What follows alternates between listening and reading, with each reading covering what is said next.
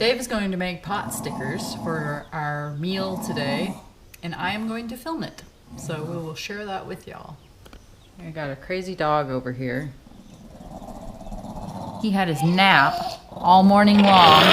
It's now noon, and Tuff is just now really waking up, and he's full of himself. First thing Dave is going to do before he starts doing this pot sticker making endeavor is he's going to polish the pan. This is something he does periodically with our pots and pans. Well, mostly just this pan. We use uncoated pans, and over time the pan surface gets all sorts of little micro scratches on it. And it helps to polish it every once in a while, because the smoother the surface is, the more you are able to create a non-stick environment in your pan.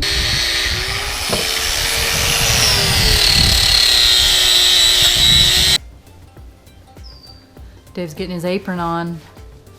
Show him your arm. This is a wound from the pan polishing operation. Look how shiny that is. Ooh, it's like a mirror. The first thing Dave is going to do is make the dough for the wrap part of the pot sticker.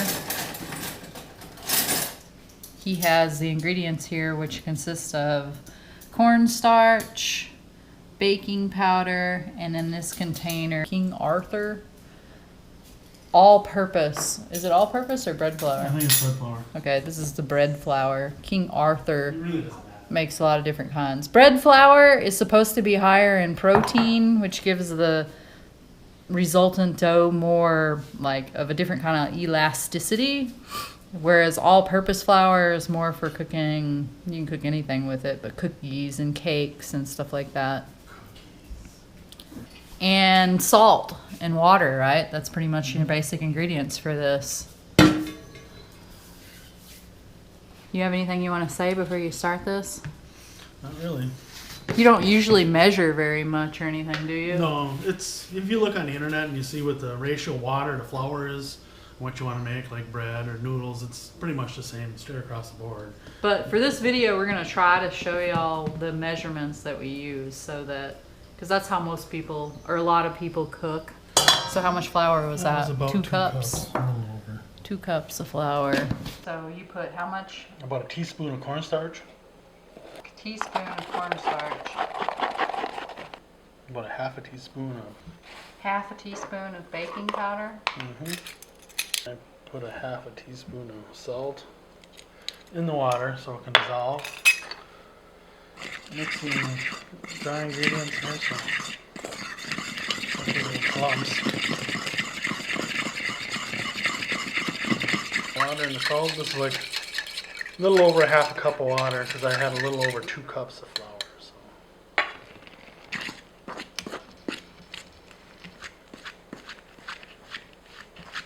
Sometimes you gotta add a little more. It's just kind of a feel.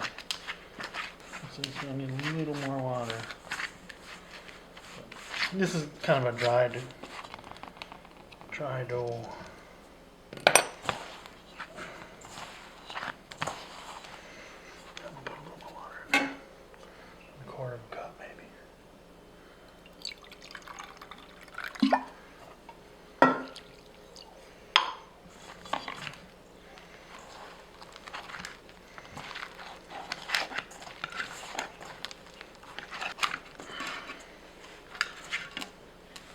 Some people say on the internet that mixing this with a mixer, because it takes longer, is better, but I just do it by hand. The hook attachment on a mixer, We don't have a mixer Yeah, like that. it doesn't take that long. It takes, I don't know, probably 15 minutes or 10 minutes. And make sure it's all nice and smooth. And You're not going to add any more water at this point? nope, So how much water did you add total? about Probably 3/4, almost a cup of water to a little over 2 cups. It was probably 2.5 cups of flour.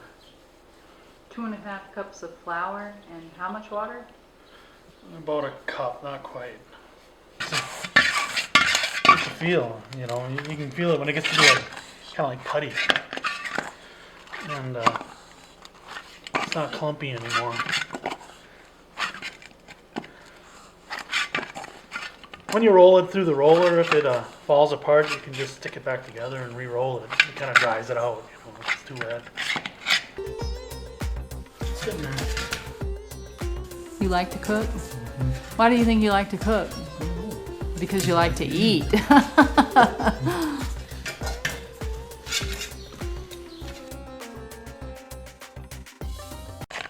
Breaks apart. Doesn't pull, you know. Set that off to the side. Now you're de-doughing your fingers. De-dough, do you think that's a word? De-dough? De-dough. So this isn't like a rising dough or anything. Just if it sits, it makes it a little more pliable, it seems like. These are the vegetable ingredients that are going inside the pot stickers. We've got some red onion. These are, the little peppers are serrano. Jalapeno. And portobello mushroom. And last but not least, garlic.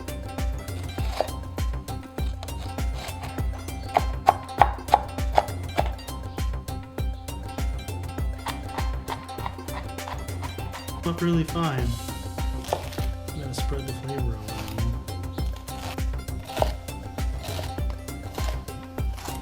So this is 2 good-sized serrano peppers, and this is 1 large jalapeno pepper. And now we're going to combine the 2 and put them in the measuring cup, just so y'all can see how much it is in total.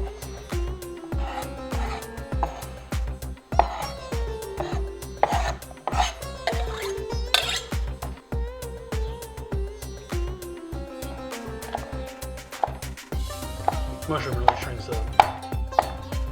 This is 2 cups of portobello mushrooms. Dave's cutting another one up. Here's another 1 1/2 cup. So altogether that makes 3 1/2 cups of portobello mushrooms. Dave is now peeling the garlic. We used to buy garlic presses. We've probably owned 5 or 6.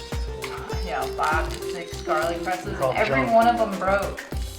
And they don't work very well. And then you've got a mess and you have to clean it up. We found finally that the very best thing for dealing with garlic is to peel it by hand and cut it up with a knife. I don't add the garlic until I'm done cooking all the vegetables together with the fake meat. And then I stir it in, and then it just gets cooked in the oven inside the pot stickers. It seems to retain a lot more flavor.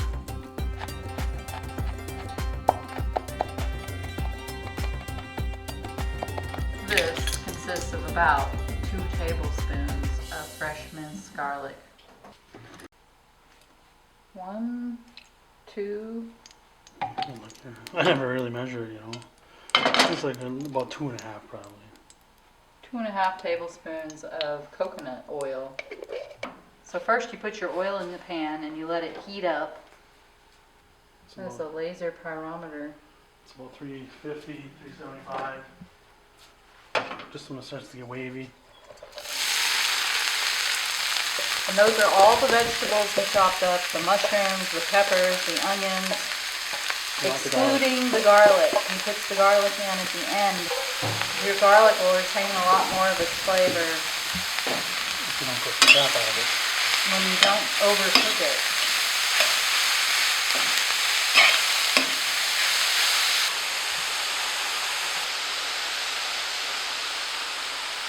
A little bit of fish sauce. This is a sauce kind of that Dave is making to put in with the vegetables, and it consists of some white vinegar, soy sauce, about a 1/2 teaspoon of fish sauce, some garlic powder, Onion powder. And cayenne red pepper. Pour this in.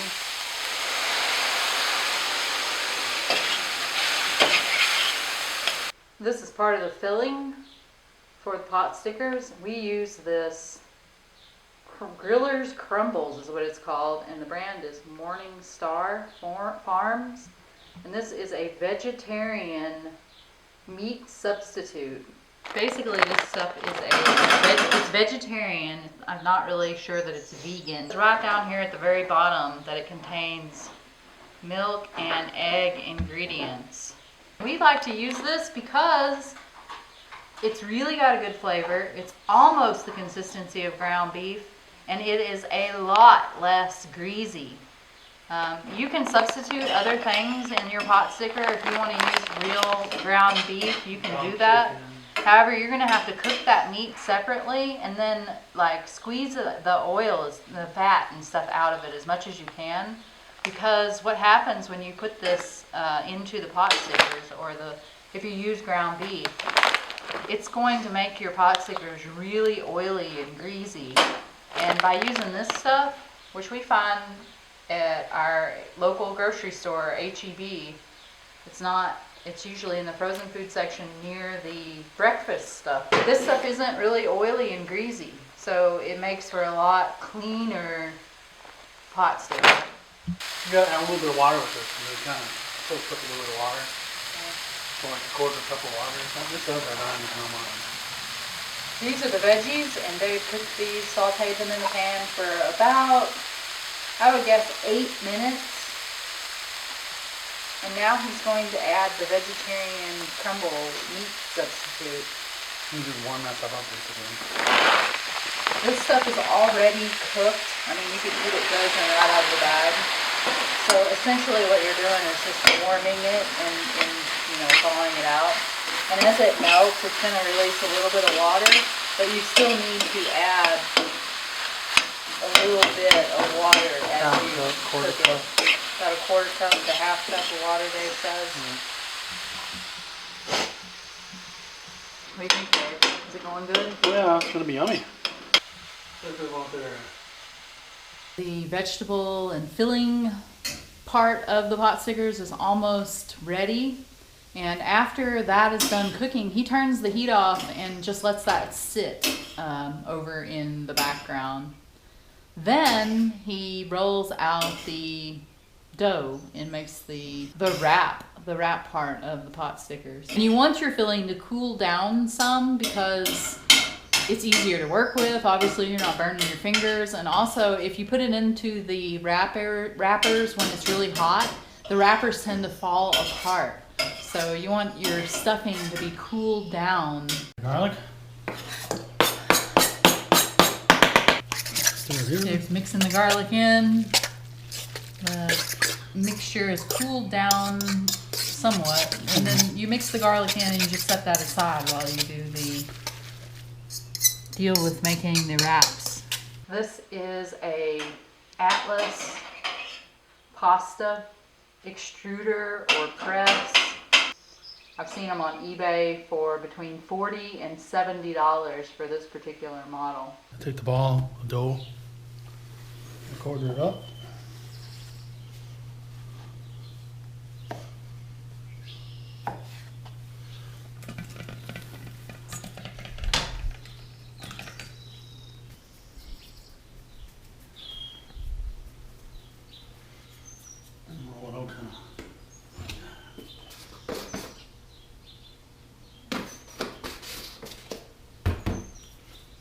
Why do you add the flour?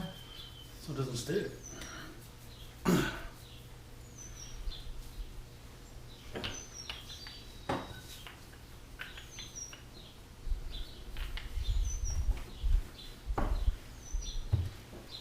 started. You can do this without a special device like we have. Dave used to make pot stickers before we found this at the thrift store we left out. However, having one of these is a game changer. It will really revolutionize your ability to make the pot stickers in a very uniform fashion. Came up right. Something look right there. Yeah, this stuff is. You gotta reball it up here. So what was the issue that time? I think it was a little bit wet yet. Just that happens. No biggie though. No.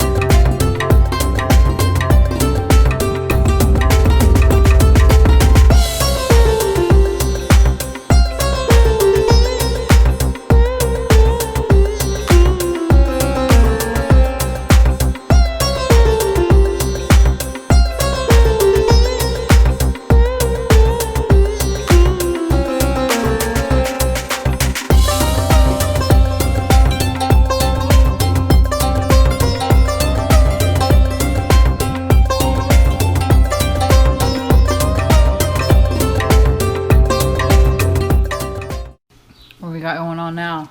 I'm gonna cook them. Just coat the pan with oil, just a little bit. The amount of oil will vary based on the size of your pan. Mm-hmm. Just want to have enough to coat the bottom. How hot do you get it before you? Like 350 again, frying pan hot.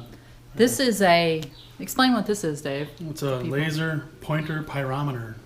You point it at whatever you want to get a temperature of, and tells you the temperature. They're good for working on engines and stuff too, if you want to see temperatures of exhaust manifolds and stuff. Temperature of the oils in the pan in there with the pyrometer is about 300 degrees. You put a little water in there. Water, and then immediately cover it so that all that steam gets captured and you're essentially kind of steam cooking the pot stickers. It's got the flame on about medium high, I would say. Yeah, something like that. Let's see. You got a little more water.